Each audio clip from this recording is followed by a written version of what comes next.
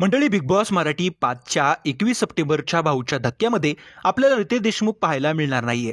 त्यामुळे Riteish देशमुखनं big boss सोडले की काय असा प्रश्न सध्या उपस्थित झालाय.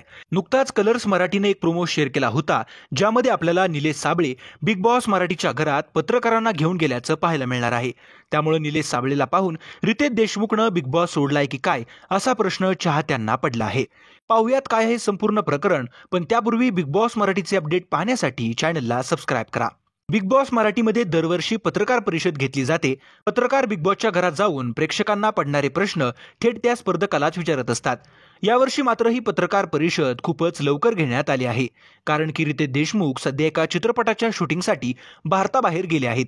त्यामुळे भाऊच्या धक्क्याचं शूटिंग करण्यासाठी रितेश देशमुख उपलब्ध नसल्यामुळे ही पत्रकार परिषद आयोजित करण्यात आली आहे आणि निलेश साबळे ती होस्ट करत आहे. त्यामुळे मंडळी, रितेश देशमुखनं बिग बॉस मराठी हा कार्यक्रम सोडलेला नाही. एका चित्रपटाच्या शूटिंगसाठी ते देशाबाहेर गेले आहेत आणि त्यामुळेच वेळ नसल्या कारणानं ते आज भाऊच्या धक्क्यामध्ये दिसणार नाहीयेत. आपल्याला येणाऱ्या भाऊच्या धक्क्यामध्ये रितेश देशमुख परत एकदा पाहायला मिळतील हे मात्र नक्की आहे. तर मंडळी, तुमचं याबद्दल काय मत आहे ते कमेंट करून नक्की कळवा. बिग बॉस मराठीचे अपडेट पाहण्यासाठी चॅनलला सबस्क्राईब करा.